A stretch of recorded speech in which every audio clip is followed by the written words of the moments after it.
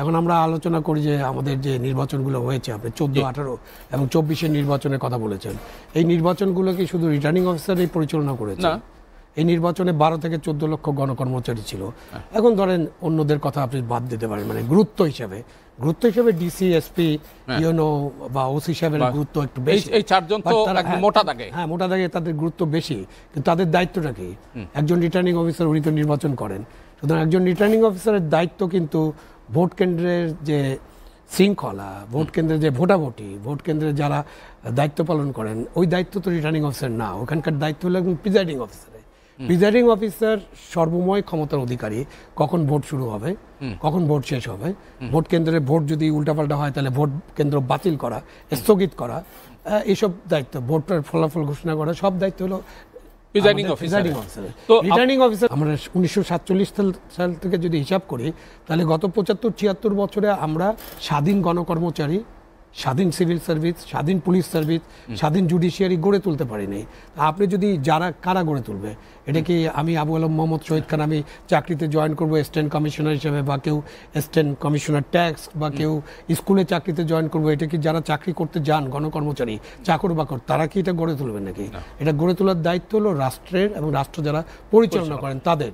আপনি 76 বছর ধরে, আমি 47 সাল থেকে ধরছি, 76 বছর ধরে আপনি এটা করলেন না, না করে এখন আপনি বলছেন যে এরাই সব দায়ী। আপনি আগে নিজেকে ঠিক করেন, আপনি দেশ চালানোর বিষয়টা ঠিক করেন, আপনি সরকার, আপনি আগে ঠিক করেন যে আমাদের ন্যায়ানুগভাবে আমরা একটা সিভিল সার্ভিস চাই, গণকর্মচারী চাই, যে কারণে গণকর্মচারী সৃষ্টি হয়েছে, এর কারণ তারা স্বাধীন গণকর্মচারী রাখবেন না, আপনি সবসময় এদেরকে পরাধীন রাখবেন, সবসময় চাপের মুখে রাখবেন, আপনার নিয়োগ থেকে শুরু করে পদোন্নতি, পদায়ন সবকিছু আপনি কন্ট্রোল করবেন। এবং আমি জানি না, আমার মতো একজন দরিদ্র পরিবারের লোক যদি চাকরি পায় একটা, তো সে কি চাকরিটা, মানে তাকে চাকরি, তার মাথায় ঘাড়ে কয়টা মাথা, সে কি চাকরি সারা রিস্ক নিয়ে কি নির্বাচনের দায়িত্ব পালন করবেন? নিশ্চয়ই আপনি সুরক্ষা দিবেন। আপনি অনেক ভোট কেন্দ্র আছে, ওনার এলাকায় অনেক ভোট কেন্দ্র আছে যেখানে মানে যেতে, শহর থেকে যেতে হয়তো 2, 3, 4, 5 ঘন্টা লেগে যায়, এবং ওই ভোট কেন্দ্রে রাত্রে যায় এদের অবস্থান করতে হয়। সেখানে যদি কেউ মানে জোর করে ভোট কেন্দ্র দখল করে রাতের বেলা ভোট দিয়ে দেয়, অথবা উনি নিজেই ভোট দিয়ে দেন, এটা কে দেখবে? এটা তো একটা পদ্ধতির আমূল পরিবর্তন করতে হবে। সেই কারণে আপনি কতিপয় লোকের উপরে যদি এখন চড়াও হন, সেটা ব্যাড সিগন্যাল দেবে। এই সিগন্যালটা কিন্তু দেবে যে রিটার্নিং অফিসারের দায়িত্ব ডিসির নেওয়ার কথা না। ডিসিকে আপনি দেন, ডিসির যা দায়িত্ব আছে ওই দায়িত্বের মধ্যে রিটার্নিং অফিসার হওয়ার দায়িত্ব না। যে আপনি রিটার্নিং অফিসার হতে পারেন। যে শহীদ ভাই যেটা বলেছে সেটা একটা স্কুল অফ থট, তবে এই কথাটা রাইট যে আপনি ডিসিদেরকে এটা করলেন, বেনিফিশিয়ারি কারা? আজকে পর্যন্ত 6 মাসেও একটা পাবলিক ইন্টারেস্ট লিটিগেশন বা একটা রিট হলো না যেখানে দাঁড়িয়ে বলবে যে এই 3টা সরকার অবৈধ। আইনগতভাবে এই সরকারটা যে পালিয়ে গেল, সেটা তো একটা বৈধ সরকার পালিয়ে গেল। এরা যে ভোট চুরি করেছে সেটার তো অসংখ্য আপনার এভিডেন্স আছে।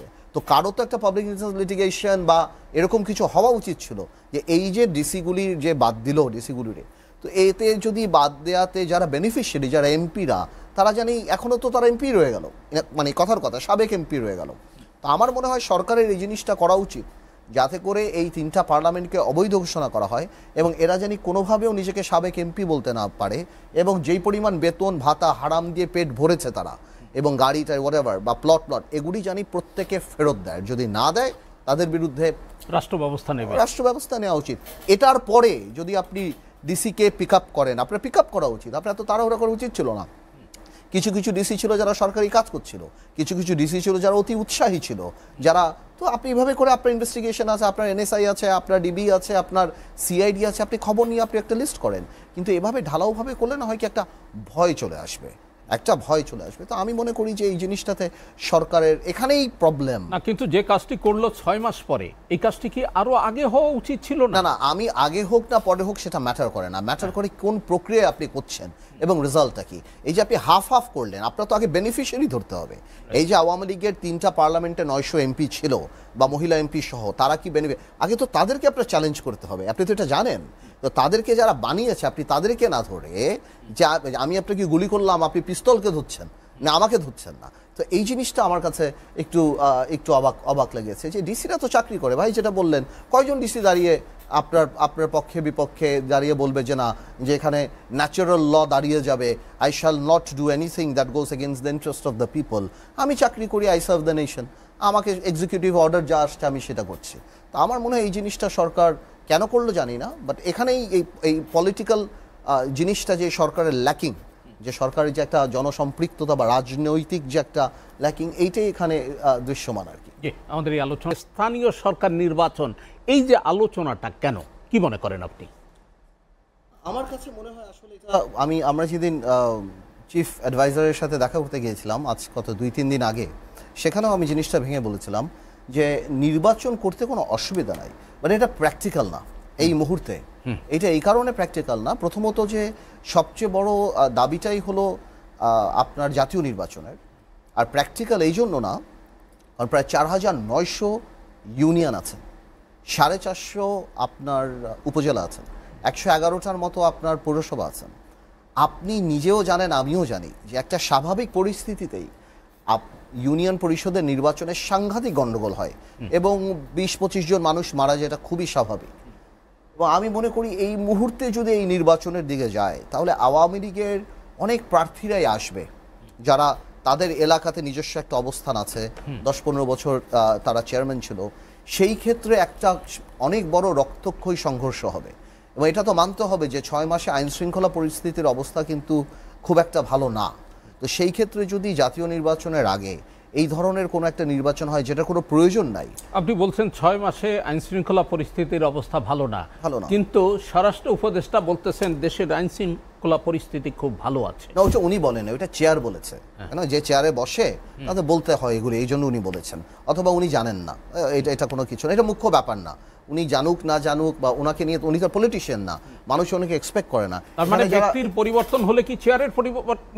না, শুনেন, this is the difference between a non political government, interim government and a political government. Political গভর্নমেন্টের মন্ত্রী হলে তার যাওয়ার কথা আসতো, তার ফেইলিয়ারের কথা আসতো। এটা তো একটা মানুষ জাস্ট বসে আছেন জিনিসটা চালানোর জন্য, আপাতত চালানোর জন্য। তো উনি কি বললো না বললে এতে সত্য মিথ্যা হবে না, আমরা সবাই জানি অবস্থাটা কেন এবং কেন হয়। এ ধরনের একটা বিপ্লবের পর এরকম হয়, এমনও না যে হয় না। 20-25 অনেক পুলিশ তো এখনও চাকরিতেও আসে নাই, অনেকে যাচ্ছে না, পুলিশ তো ডিউটি করতে চাচ্ছে না। আমি সেটাই বললাম, এই পরিস্থিতিতে যদি আমি সারা বাংলাদেশে 4,900 ইসে আপনি যদি ইউনিয়ন পরিষদ, 450 উপজেলা, 111টা না কতগুলিতে পৌরসভাতে আপনি যদি নির্বাচন দেন, সেখানে রক্তক্ষয়ী সংঘর্ষ হবে। বিকজ ইউনিয়নের নির্বাচনটা সম্পূর্ণ আলাদা, স্বাভাবিক পরিস্থিতিতেই সেখানে 15-20টা মার্ডার হয়ে যাচ্ছে। তো এই ধরনের একটা ঘটনা যদি হয়ে যায় তাহলে সরকারের স্থিতিশীলতা প্রশ্নের বিদ্ধ হতে পারে, আইন শৃঙ্খলা প্রশ্নবিদ্ধ হতে পারে, একটা প্যানিক ক্রিয়েট হতে পারে। তো আমার প্রশ্নটা হলো, সংস্কার আর জাতীয় নির্বাচনের মাঝখানে এই নির্বাচনটা আনার দরকার কি? What will this give us? আমরা কি অ্যাচিভ করব এই নির্বাচন? মানে আলোকপাত করলেন, আপনি কি বলবেন? না, এটা তো আইন শৃঙ্খলা পরিস্থিতির বিষয়টা তো খুব ক্লিয়ার। উনি উপদেষ্টা কি বলেছেন এটা তো ইম্পর্টেন্ট না, ইম্পর্টেন্ট হলো যে বাস্তব অবস্থাটা কি। এখন আপনি উপদেষ্টা, আপনি যদি বলতে চান মোহাম্মদ আলী ক্লের মতো, কত কথাই বলতে পারেন আপনি ওই যে মোহাম্মদ আলী ক্লে যখনই কোনো ফাইটে নামতো তখনই বলতো 2-3 রাউন্ডের মধ্যে আমি ওকে ফেলে দেবো, বাট এক পর্যায়ে উনি নিজেও পড়ে গেছিলেন, তাই না? তো এরকম তো আপনি যখন ফিল্ডে আছেন, আপনি কিছু করতে পারেন না পারেন, আপনি বলবেন যে আমার খুবই ভালো চলছে সব কিছু। সো সেটা আলাদা, ওই জন্যই আমরা বিতর্ক করতে চাই না। স্থানীয় সরকার নির্বাচনটাকে আপনি অ্যানালাইসিস করেন যে একটা ঐতিহাসিকভাবে একটু দেখি আমরা, যে এই দেশে মানে এই যে 76 বছর বলছিলাম, ওই 76 বছরের মধ্যে এরকম একটা ঘটনা ঘটছিল। জেনারেল আইয়ুব খান যখন ক্ষমতা দখল করলেন তখন উনি কিন্তু একটা বেসিক ডেমোক্রেসি সিস্টেম চালু করলেন, কেন মানুষজন নাকি ডেমোক্রেসির জন্য উপযুক্ত ছিল না। তখন উনি ওইদিকে 40,000 এদিকে 40,000, ওই সময় আমাদের যারা সিনিয়র ছিলেন যোগ করতেন যে 80,000 ফেরেস্তা বানিয়েছে, ওরা নির্বাচন করবে এবং ওরা আইয়ুব খানকে নির্বাচিত করবে, এই জন্যই বানানো হয়েছে। তো এইটা হলো আমাদের স্থানীয় সরকার নির্বাচন কেন আগে হয় বা কেন একটা শাসক যখন তার কোনো রাজনৈতিক দল থাকে না তখন তারা কেন করতে চায়, এটা হলো আইয়ুব খান বুঝিয়ে দিয়ে গেছে। আইয়ুব খানকে ফলো করেছি আমরা। আপনি দেখেন 1977 সালে জানুয়ারি মাসে ইউনিয়ন পরিষদ নির্বাচন হয়েছিল, এটা জেনারেল জিয়াউর রহমান সাহেবের সময় ছিল, ওনারও কোনো রাজনৈতিক দল ছিল না, সুতরাং উনিও কিন্তু এরকম স্থানীয় সরকার নির্বাচনটা আগে করেছেন।